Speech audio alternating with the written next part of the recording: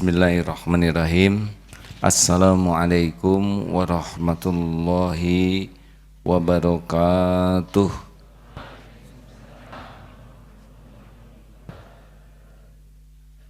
Innal hamdalillah nahmaduhu wa nasta'inuhu wa nastaghfiruh wa na'udzu billahi min shururi anfusina wa min sayyiati a'malina may yahdihillahu fala mudhillalah wa may yudlil fala hadiyalah. Allahumma salli ala sayyidina Muhammad wa ala alihi wa ashabihi ajma'in. Kita simak kajian nomor 76. Bismillahirrahmanirrahim.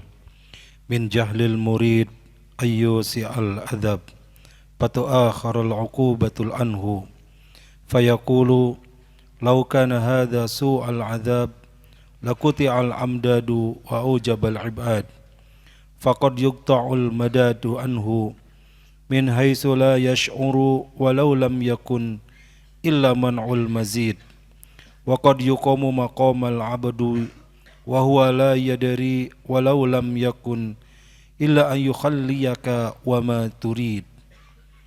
Setengah dari tanda kebodohan murid jika ia berbuat salah lalu ditangguhkan hukumannya.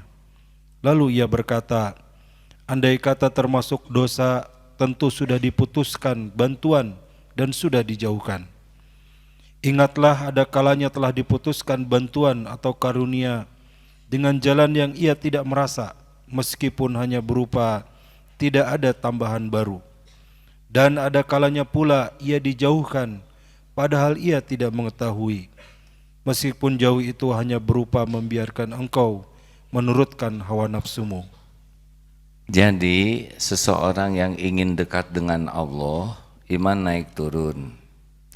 Kadang dia berbuat maksiat, tapi dia merasa kalau Allah tidak suka pasti saya ditegur. Jadi dia tidak merasa bahwa andai kata termasuk dosa, tentu Allah akan mencabut karunia-Nya, padahal tidak bertambah jadi lebih baik saja itu sudah merupakan teguran. Harusnya kan meningkat terus, nikmatnya ngaji, nikmatnya tahajud, nikmatnya sedekah. Nah, tidak ada peningkatan ini pun sudah merupakan teguran. Kalau kita berbuat maksiat tidak meningkat, dan yang lebih repot lagi dicabut nikmatnya sholat, nikmatnya zikir, nikmatnya ngaji yang biasanya lancar jadi berat, yang ke masjid biasanya di saf yang pertama jadi senangnya saf belakang, nanti jadi datangnya terlambat ke masjid. Ini sudah merupakan pencabutan karunia yang sebetulnya merupakan sesuatu yang harus kita cemaskan, karena makin lama dicabut.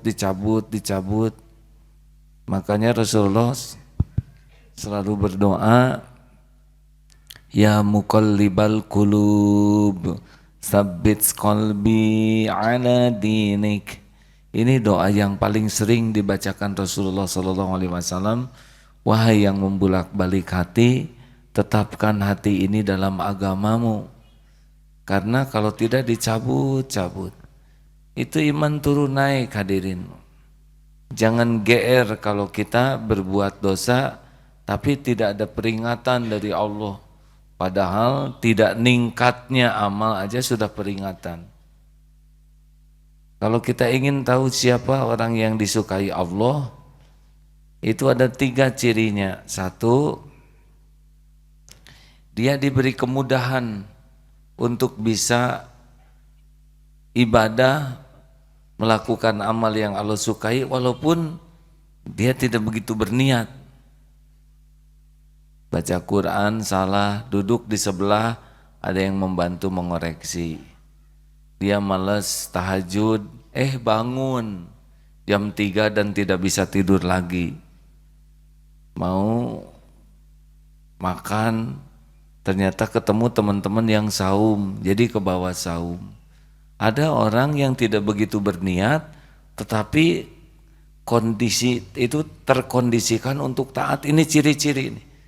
Jadi digiring oleh Allah tuh untuk bisa sholat tepat waktu berjamaah di masjid, untuk bisa senang dengan Quran, untuk bisa senang dengan Rasulullah SAW, untuk bisa tobat.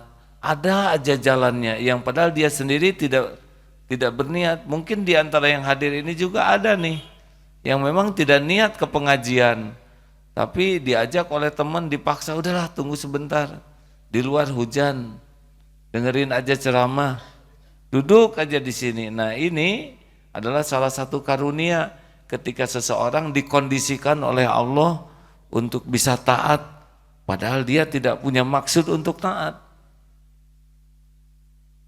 Yang kedua adalah digagalkan oleh Allah kalau dia berusaha maksiat. Pengen nonton sepak bola ketiduran. Pengen ya jatuh cinta suka ke seseorang, ternyata seseorang itu enggak suka sama dia. Mau janji ketemu, ternyata ketemu dengan neneknya. Mau maksiat mata gagal, mau buka HP ada yang nggak bagus kecemplung HP-nya. Kalau kita digagalkan dalam maksiat itu pertolongan Allah. Mau ngebohong lupa bohongnya, mau nyontek ketinggalan contekannya. Kalau orang diberikan kesulitan oleh Allah berbuat dosa, itu ciri-ciri tuh. Makanya yang ditolak dan diputuskan oleh seseorang yang dicintainya tuh boleh jadi salah satu bentuk karunia. Jomblo itu bukan berarti kehinaan. Siapa tahu jomblo itu merupakan perlindungan dari Allah. Karena yang tidak jomblo, yang punya pacar malah dosa. Jadi kalau kita mau berbuat dosa dan terhalang, gagal, itu merupakan karunia. Keinginan yang tidak terkabul itu juga bisa merupakan karunia. Kalau keinginan itu hanya akan nambah jauh dari Allah. Kita mau dapat hadiah, tapi tidak jadi. Boleh jadi hadiah ini yang akan membuat ujub, ria, takabur. Mau jadi juara berkuda atau juara memanah, meleset yang terakhir padahal nilainya sudah bagus, padahal sudah membidik semaksimal mungkin. Kenapa tidak jadi juara? Boleh jadi ini pertolongan Allah, karena kalau jadi juara akan ada ujub, ada sombong, ada ria, ada dengki. Muazin suaranya merdu, menjelang azan mau ke toilet, diganti oleh yang lain azannya. Karena Allah tahu niatnya tidak ikhlas, ada calon mertua, digagalkan aja dengan ke toilet, ya. Jadi kegagalan beramal ini, kegagalan berbuat dosa ini merupakan salah satu indikasi orang itu disukai Allah. Yang ketiga, akan selalu terbuka baginya hajat, ada aja urusan, keinginan, masalah yang membuat dirinya tuh ke Allah tuh selalu menghibah. Jadi ada saja urusan yang membuat dirinya dengan Allah tuh tidak bisa jauh. Urusan anak, urusan suami, urusan istri, urusan keuangan yang membuat dirinya tuh tidak bisa lepas untuk berhajat kepada Allah terus-terusan. Ada yang bikin tegang jadi doa, ada yang bikin cemas jadi bergantung ke Allah. Ada kejadian-kejadian yang membuat dia selalu terkait ke Allah. Ini merupakan ciri-ciri. Karena ada orang yang diberikan lancar. Ya contoh yang sering diungkapkan, kalau pesawat goncang,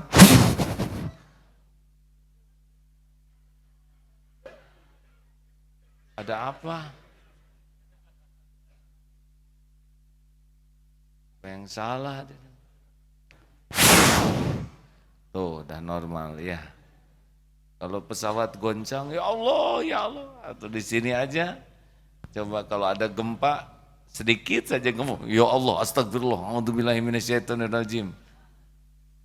Nah, kadang-kadang digoncang dengan berbagai kejadian supaya kita terus bersandar ke Allah. Lagi duduk, ada anjing, auzubi kalimatillahi tammati min syarri ma khalaq. Padahal anjing iseng, cuman aja gitu. Tidak minat gigit dia, ada tulangnya juga kurang. Ada aja. Tiba-tiba lewat silau, boleh dimatikan lampunya. Ya.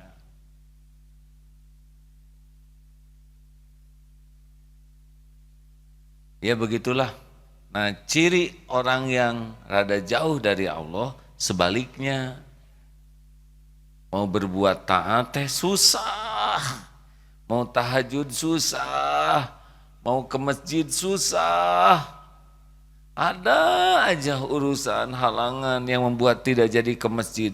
Mau sholat tepat waktu teh susah, mau ngaji susah, mau sedekah ada aja keperluan gak bisa sedekah lagi.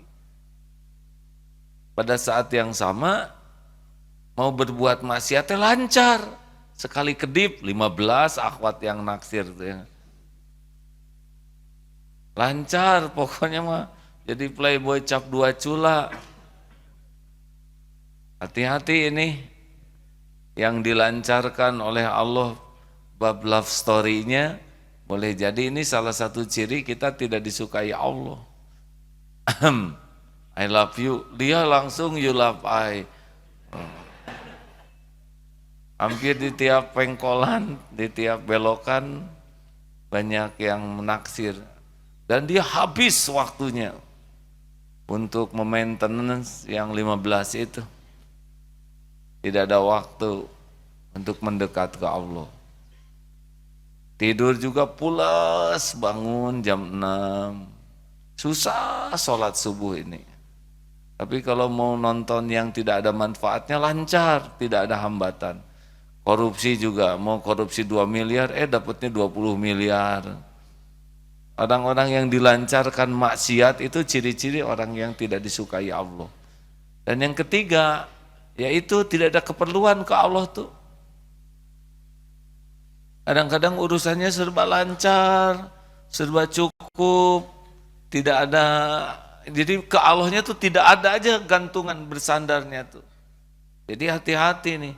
Banyak yang anggap ujian itu kepahitan, padahal kelapangan, kemulusan yang tidak membuat bersyukur itu merupakan bagian daripada ujian berat juga.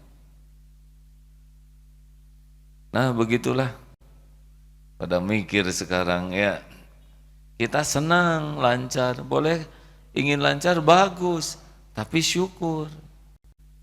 Jadi yakin kelancaran ini karunia Allah. Jangan sampai lancar itu melupakan ke Allah.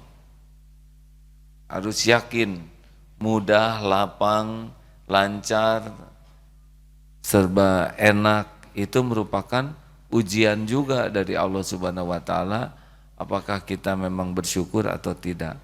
Kalau jadi syukur, alhamdulillah. Ya begitulah hadirin, makanya waspada. Waspada kalau kita berbuat dosa itu bagus sih kalau banyak kegagalan dalam dosanya. Makin banyak kegagalan dalam dosa itu merupakan ciri orang yang disukai Allah. Kalau lancar, tiap mau berbuat maksiat lancar, ciri-ciri orang yang tidak disukai Allah. Baik, ada pertanyaan silakan. Mana coba MA Al Islamiyah Jakarta, Cung. Ayo jangan suka lihat kiri kanan, kan bawa tangan masing-masing. Terima kasih. Pengajian Al Bayyinah Slawi Tegal. Alhamdulillah. Matur suwun. Mbah. Terima kasih. Ya, kita diskusi, ada pertanyaan? Ada yang mau didiskusikan, silakan. Ya.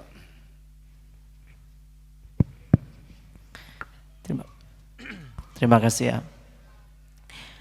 Nama saya Awan A dari Jogja. Pertanyaannya yang tentang itu A, masalah yang 5 tingkatan sholat tadi ya. Oh ini yang pagi. Iya, tapi boleh A ya. Boleh. Ada kaitannya. Ini masuk kategori mana A? Kalau orang yang sholat dia bisa nangis gitu. Tapi nangisnya karena utang A. Ya. Nangisnya karena jomblo misalnya. Nah itu kira-kira gimana A? Ini kategorinya mana? Ini karena dia bawa masalah ini. Gitu. Tapi dia bisa khusyuk juga. Mangga. Ya, ada nangisnya menangisi masalah, berarti tidak ingat Allah. Ada nangisnya menangisi dosa pengundang masalah. Jadi punya hutang itu harusnya tobat. Dosa apa yang membuat rezeki saya sempit sehingga saya jadi berhutang? Harusnya yang ditangisin itu dosa pengundang masalahnya, bukan dosa masalahnya, bukan pada masalahnya. Seperti seorang istri yang menangis karena suaminya titik-titik lagi. Tahu titik-titiknya apa? Beli mobil lagi ya. Suaminya galak lagi. Nah, nangisnya itu kenapa suami saya jadi begini? Ada yang menangisi sikap suami, ada yang menangisi dosa yang saya lakukan sehingga kepahitan ini terjadi di keluarga.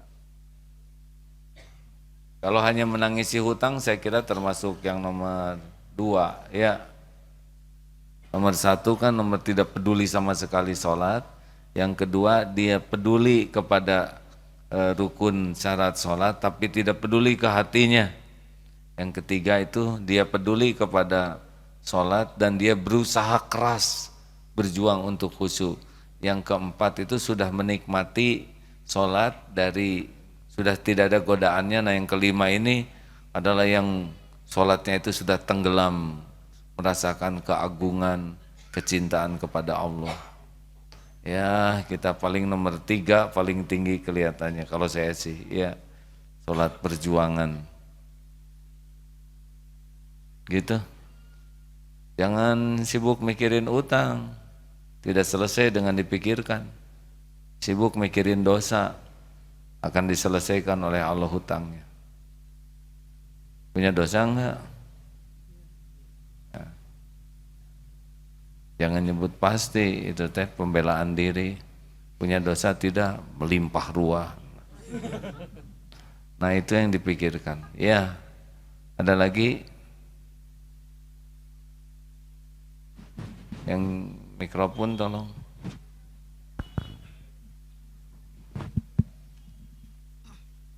Assalamualaikum warahmatullahi wabarakatuh. Santri Irfan izin bertanya, macam mana dalam semua perbuatan dan ibadah untuk menjadi ikhlas dan tidak ujub dan tidak riak? Macam-macam ya. Malaysia ini tuh ya? Siapa? Iya, iya. Iya, siap. Ada Malaysia lelakinya nih, aduh lah. Malaysia akhwat langsung bergerak, ya, gembira. Kalau ditolak berarti karunia. Masih kecil akhwat. Apa pertanyaannya? Macam mana supaya tidak riya, begitu? Dalam setiap perbuatan dan ibadah. Ya, begini pokoknya semua amalan penyakit hati itu timbul karena lupa kepada Allah. Kalau yakin terus Allah Maha melihat, Allah Maha mendengar, wa kafa billahi syahida, cukuplah Allah yang jadi saksi. Itu lebih mudah mengendalikannya. Tapi karena lupa kepada Allah, maka jadi ingat kepada makhluk. Makanya zikir terus. Sebetulnya yang menghafal Quran itu zikir, tapi yang membuat tidak bisa bagus itu niatnya. Ya, mau apa hafal Quran? Kalau menurut saya sih sederhanakan saja. Ingin setiap huruf itu membuat semakin dekat dengan Allah. Jadi semakin banyak membaca Quran, semakin dekat. Tidak usah pikirkan terlalu banyak jadi hafiz atau tidak. Yang dipikirkan bagaimana setiap huruf yang dibaca Allah ridho. Berarti tidak ada jalan lagi untuk dipuji orang. Ingin jadi hafiz Quran itu berpeluang ria juga ada. Berpeluang ujub juga ada. Berpeluang dengki ada. Kita ingin aja setiap huruf yang saya baca semakin membuat Allah suka kepada saya. Selesai. Jadi menghafal banyak semakin disukai Allah. Mim. Ayo. Tapi selalunya macam bangga gitu sama perbuatan diri sendiri. Itu karena lupa ke Allah, ya kan? Dan mudah bagi Allah mengambil semua kemampuan kita. Sudah hafal, Allah mau ambil, lupalah. Macam lupa gitu.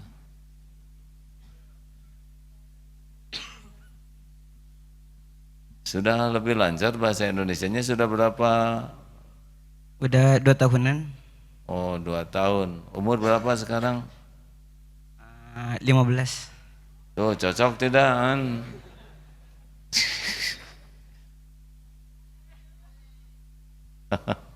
Ini ada Malaysia yang akhwatnya. Udah siap nikah belum, Dek?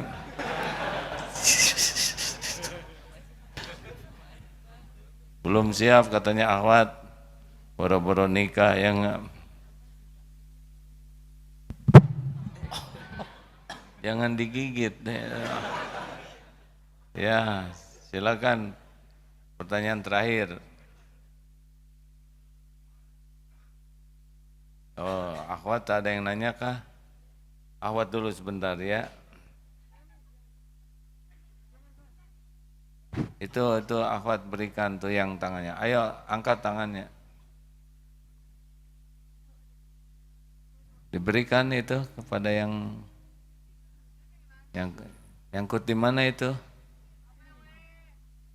Ya, silakan. Assalamualaikum warahmatullahi wabarakatuh. Santri Lili izin bertanya. Bagaimana pandangan tentang Ini Malaysia juga ya? Hah? Kenapa jadi Malaysia semua santrinya? Orang Indonesia habis nih. Ya, sila. Al-Quran menghalang maksiat atau maksiat menghalang Al-Quran? Oh, bingung nih. Ulangi. Al-Quran menghalang maksiat atau maksiat menghalang Al-Quran?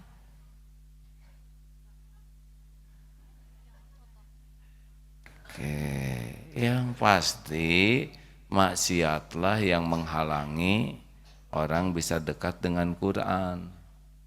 Semakin mulutnya suka bicara sia-sia, semakin malas membaca Quran. Kalau Al-Quran justru penghalang maksiat. Kalau orang senang ke Quran, mulutnya tidak akan suka bicara sia-sia.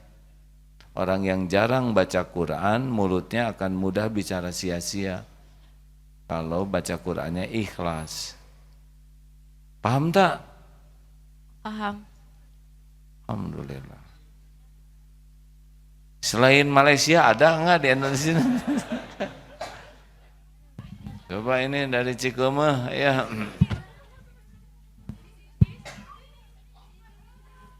Tuh lumayan nyangkut satu lagi.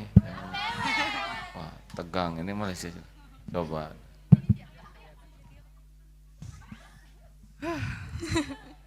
Assalamualaikum, saya mau nanya. Indonesia, yakin. Indonesia. Macam apa? Mau soalan apa? Saya mau minta tips and trick dalam istiqomah dan beribadah. Cuman tuh, Macam-macam. Aduh, kita terpengaruh oleh Malaysia sekarang ini. Ini dari mana? Medan. Oh, hampir sama. Jadi tetap macam-macam ya. Nanti dibahasnya khusus tentang istiqomah itu panjang ya. Oke, Oh. Pakai ongkek segala hadirinnya. Tahu nggak arti ongkek bahasa Indonesia? Sudah cari lelaki aja yang aman ah. Ada yang mau nanya? Sebentar. Cek. Bismillah. Assalamualaikum warahmatullahi wabarakatuh. Nama saya Fajrul dari SMA DT. Izin bertanya, bagaimana? Fajrul SMA DT. Ya, Kenapa kamu ada di sini? Ini kan buat lelaki di sana. ada Apa? ada kegiatan OSIS. Oh iya. Karena kalau santri SMA, SMP, SMK Ikhwan tempatnya di Eko Pesantren. Mereka lebih terpelihara, jarang lihat akhwat. Kalaupun beda jenis paling kuda ya di sana.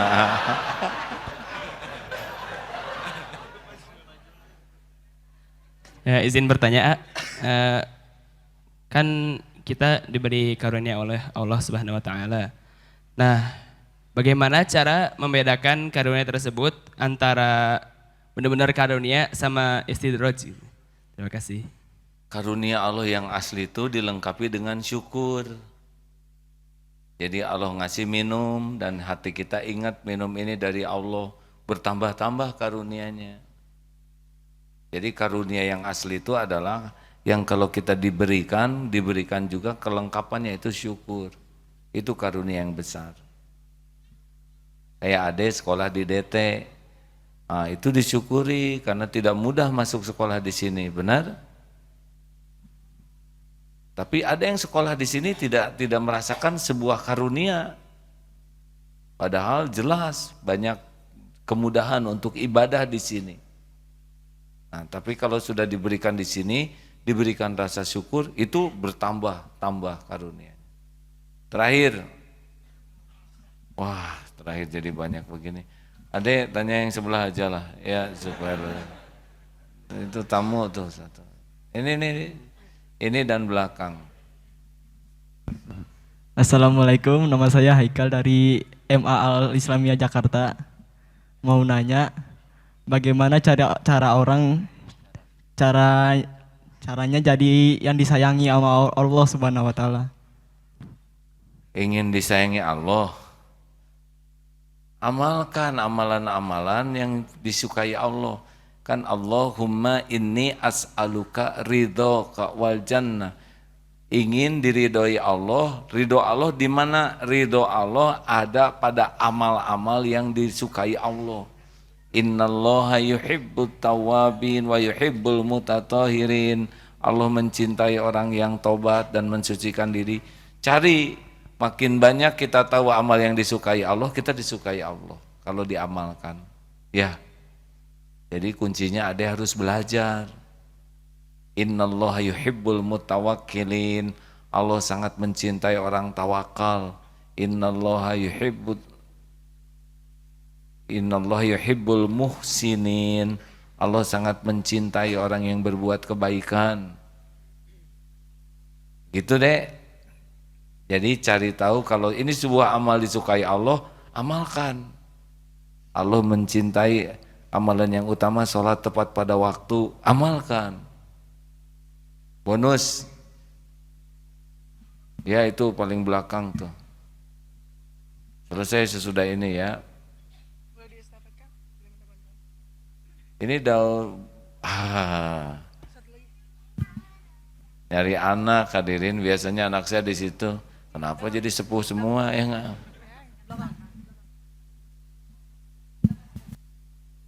Ya, silakan. Bismillahirrahmanirrahim. Assalamualaikum warahmatullahi wabarakatuh. Izin bertanya, setiap muslim itu kan punya kewajiban untuk berdakwah. Nah, bagaimana ketika kami ingin berdakwah tapi merasa diri itu belum bisa jadi teladan? Itu harus apakah riadoh dulu, perbaiki diri dulu, maksudnya enggak ke lingkungan yang akan didakwahi itu, menjauh dulu dari lingkungan tersebut untuk perbaiki diri dulu, atau langsung aja berjalan sambil perbaiki diri sambil berdakwah juga. karena merasa belum bisa sih jadi teladan karena orang-orang sekitar tuh masih ngelihat ya saya ini masih gitu lah kurang baik, tapi takutnya jadi diomongin di ini apa sih ya gitulah pokoknya. Apa? Ini teh ngomong apa dari tadi tuh? Jadi begini, dalam dakwah itu luas sekali. Asal niatnya dakwah, belajar juga sudah menjadi bagian dari dakwah. Saya niat ini mau pulang ke kampung, mau pulang ke orang tua dakwah, maka saya belajar dulu di pesantren. Ini pun sudah menjadi bagian dan niatnya juga dakwah, belajar di sini. Ya. Dan dakwah itu tidak harus selalu bicara. Kadang-kadang memunguti sampah aja sudah jadi dakwah.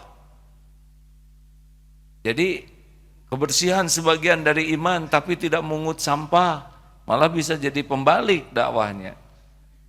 Dakwah dengan perbuatan itu lebih kuat dibanding hanya dakwah dengan perkataan. Contoh, bahwa perbuatan itu lebih banyak maknanya.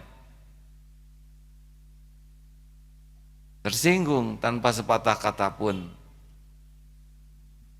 Tersinggung ya enggak? Sakit hati. Makanya Rasulullah SAW jumlah dakwah dengan perbuatannya sangat melimpah dibanding dengan perkataan beliau, betul? Dan yang dakwah yang terkuat itu klik antara perkataan, perbuatan, hati sama. Ini berarti dimanapun berada dia akan punya kekuatan. Yang bahaya tuh bagus kata-katanya, tapi tidak sesuai dengan perbuatannya, apalagi tidak cocok dengan keadaan hatinya, bubar dakwahnya.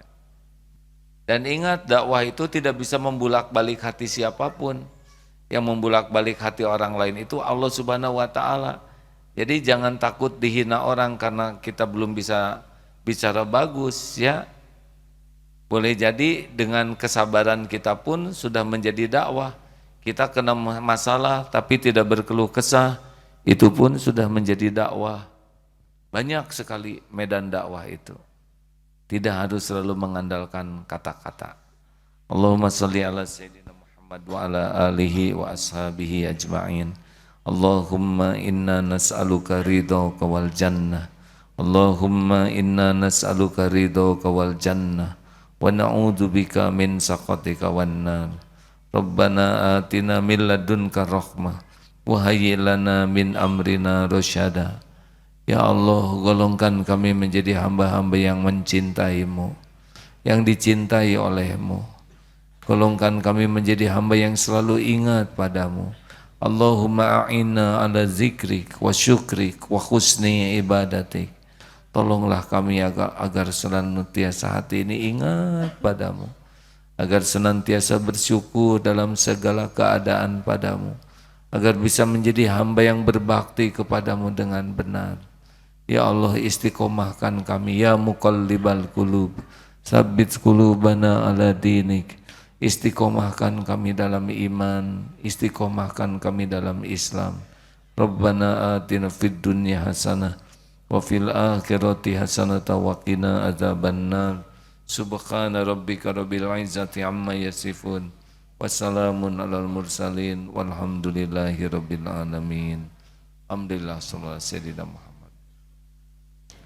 Subhanakallahumma bihamdik asyhadu an la ilaha illa anta astaghfiruka wa atubu ilaik. Assalamualaikum warahmatullahi wabarakatuh.